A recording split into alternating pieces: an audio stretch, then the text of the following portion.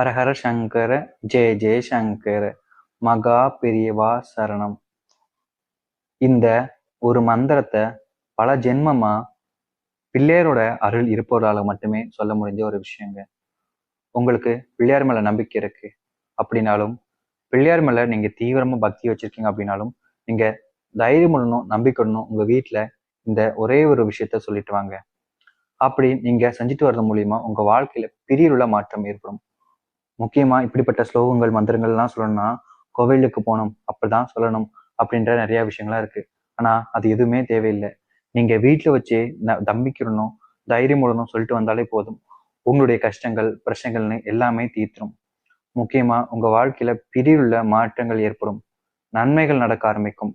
நீங்க நினைச்சே பார்க்க முடியாத அளவுக்கு உங்க வாழ்க்கையில பிரச்சனைகள் எல்லாமே இந்த ஒரே ஒரு மந்திரத்தால தீர்ந்து நல்ல விஷயங்கள்ல உங்களுடைய வாழ்க்கையில முன்னேற்றங்கள் ஏற்படும். அதனால நீங்க தைரியம் ஒன்றும் நம்பிக்கை ஒன்றும் சொல்லிட்டு வந்தாலே போதும். இது எல்லா பிரச்சனையும் தீர்த்து நல்ல விஷயங்களை உங்க வாழ்க்கையை ஏற்படுத்தி கொடுக்கும். நீங்க இத தினமும் செஞ்சுட்டு வாங்க. அதாவது இந்த மந்திரத்தை சொல்லிட்டு வாங்க. பிள்ளையரோட அருள் பல ஜென்மங்களா உங்களுக்கு இருக்குன்னா மட்டுமே சொல்ல முடிஞ்ச ரொம்பவே சக்தி வாய்ந்த ஒரு மந்திரங்க இது. இதை நீங்க சொல்லும் பொழுது உங்க மனசுல நிறைய மாற்றங்கள் ஏற்படும். முக்கியமா நீங்க இதை தினமும் சொல்லிட்டு வரும்போது உங்க வாழ்க்கையில எண்ணற்ற விஷயங்கள் மாறி நீங்க நினைச்சபடியான வாழ்க்கை உங்களுக்கு அமையும். நீங்க அதனால தைரியம் விடணும், நம்பிக்கையுடனும் சொல்லிட்டு வந்தாலே போதும். நிறைய நபர்கள் பார்த்தீங்கன்னா அந்த ஒரு விஷயத்த செய்யறதே கிடையாது. நம்பிக்கையே இருக்காது.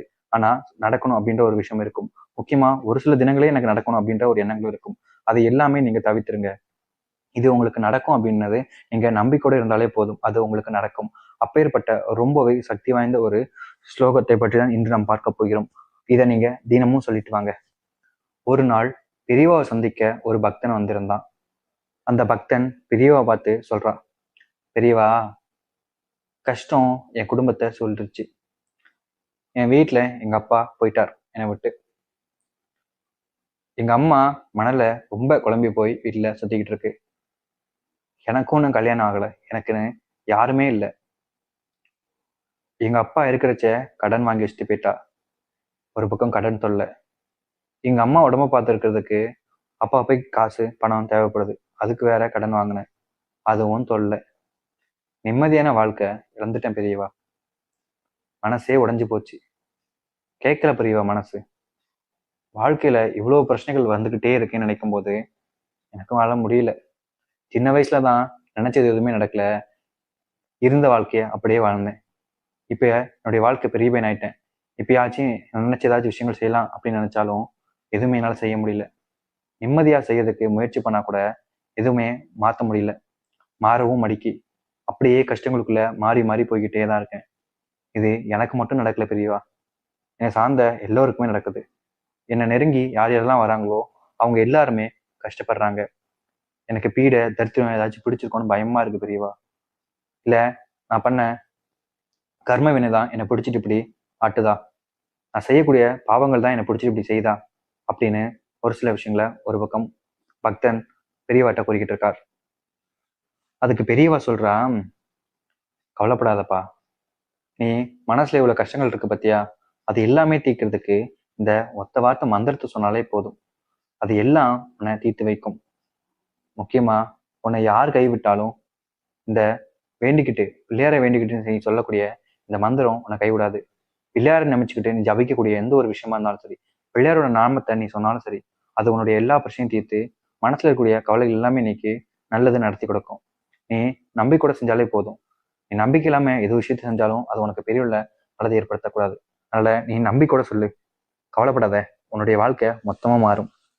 நீ நினைச்சே பார்க்க முடிய அளவுக்கு மொத்த வாழ்க்கையும் மாறி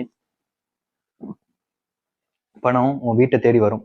கவலைப்படாத, உன்னுடைய கஷ்டங்கள் எல்லாம் தீர்ந்து உன்னுடைய அம்மா குணமடைவார் அப்படின்னு சொல்லிட்டு பெரியவா சொல்ற ஒரு விஷயம். இப்ப நான் சொல்லக்கூடியதை சொல்லு. ஆனா அதுக்கு முன்னாடி நீ ஒண்ணு தெரிஞ்சுக்கோ. அப்பதான் நீ சொல்றது உனக்கு புரியும் அப்படின்னு சொல்லிட்டு ஒரு விஷயத்த சொல்றா. இன்னொரு காலத்துல ஒரு ஆசாமி இருந்தா. அவன் கடவுள் மேல தீவிர பக்தன் அப்படின்னா இல்ல. ஆனா கடவுள் மேல பக்தி இருந்துச்சு. ஒரு சில கதைகள் எல்லாம் தேடி படிப்பான். ஒரு கதையை படிக்கும் பொழுது ஒரு விஷயம் பார்த்தான். என்னன்னா, ஒவ்வொருத்தர் சாகுற நேரத்துல அவரை கூட்டு போறதுக்காக எல்லா முக்கியமான அவர்கள் எல்லாம் வந்திருக்கும் போது, எல்லாம் வந்திருக்கும் போது அவன் ஒரு மந்திரத்தை உச்சரிச்சிருந்தான். நரகத்துக்காக வந்த அவனை சொர்க்கத்தை அனுப்பிட்டாங்க. காரணம் அப்பேற்பட்ட சக்தி வாய்ந்த ஒரு மந்திரம்.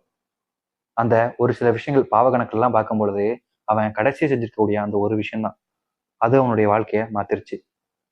அதாவது அப்பேற்பட்ட மந்திரத்தை கூறி காக்க வச்சுட்டா. விநாயகர் காத்துட்டாரு. நீ தைரியமா சொல்லிட்டு வா, உன்னுடைய வாழ்க்கையிலையும் பிள்ளையார் உன்னை காப்பார். ஆனா ஒரு விஷயத்த நீ புரிஞ்சுக்கோ. இதே மாதிரி இன்னொரு பக்தன் அந்த கதைகள்லாம் தெரிஞ்சு கண்டுகிட்டு நிறைய தவறுகள் செஞ்சான். காரணம், எவ்வளவுதான் கஷ்டங்கள் தவறுகள் செஞ்சாலும் கடைசி நேரத்துல இந்த ஒரு விஷயத்த சொன்னா எல்லாமே மாறிடும்.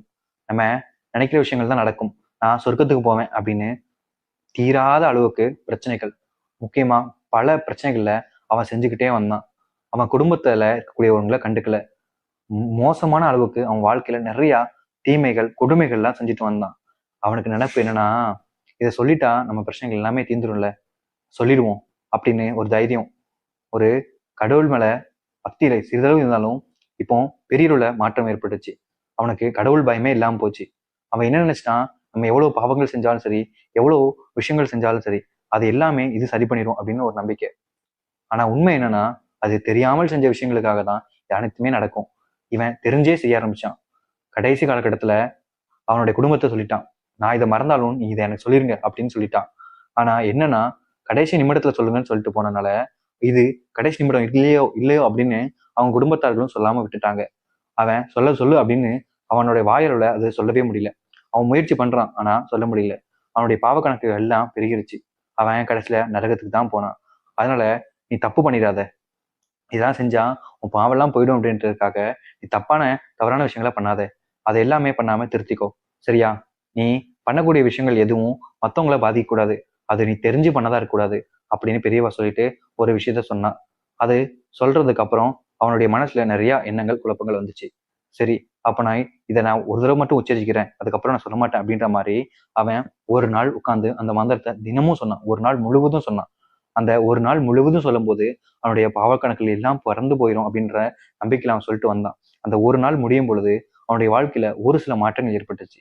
அவங்க குடும்பத்துல இருந்த கடன் தொல்லைகள் கொஞ்சம் நீங்கள, ஆனா அவங்கள தேடி இல்லாம இருந்துச்சு. தினமும் வந்து டார்ச்சர் பண்ணக்கூடிய அவங்க எல்லாருமே அந்த ஒரு நாள் வரவே இல்லை. என்னாச்சோ அப்படின்ற நினப்பு இருந்துச்சு. அதுக்கப்புறம் அவன் தினமும் சொல்ல ஆரம்பிச்சான், கடன்காரங்க யாருமே வரமாட்டேன்னு இருக்கிற அளவுக்கு இருந்தாங்க. முக்கியமா அவங்கிட்ட பணம் சேர ஆரம்பிச்சிச்சு. இவனே தேடி போய் கடன்காரர்களுக்கு பணத்தை கொடுக்க ஆரம்பிச்சான்.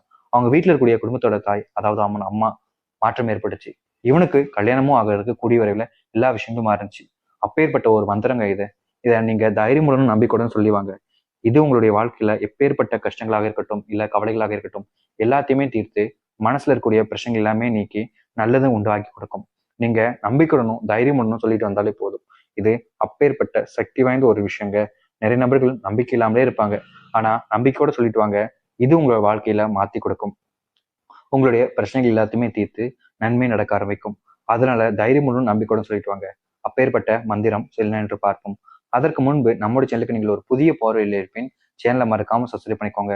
பக்கத்துல கூடிய பெல் ஐக்கனை கிளிக் பண்ணிக்கோங்க. அப்பதான் உங்களுக்கு எந்த ஒரு விஷயமா இருந்தாலும் சரி உங்களுக்கு நோட்டிஃபிகேஷன் வந்து கொண்டே இருக்கும். அது என்ன மந்திரம் அப்படின்னா, ஓம் கம் கணபதியே நமக. ஓம் கம் கணபதியே நமக.